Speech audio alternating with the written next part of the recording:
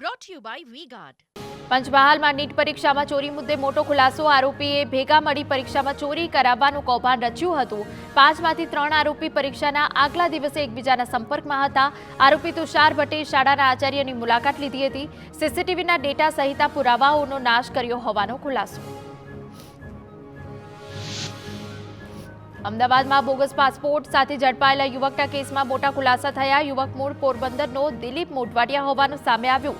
નકલી દસ્તાવેજના આધારે યુકે જવાનો હતો યુવકે 22 લાખ રૂપિયામાં યુકેના શખ્સ સાથે સોદો કર્યો હતો.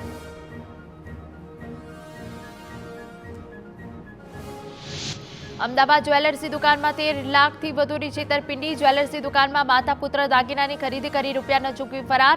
બેંકમાં બેલેન્સ ના હોય તેવા એકાઉન્ટના ચેક આપી છેતરપિંડી કરી. જ્વેલર્સના મેનેજરે પોલીસમાં ફરિયાદ નોંધાવી.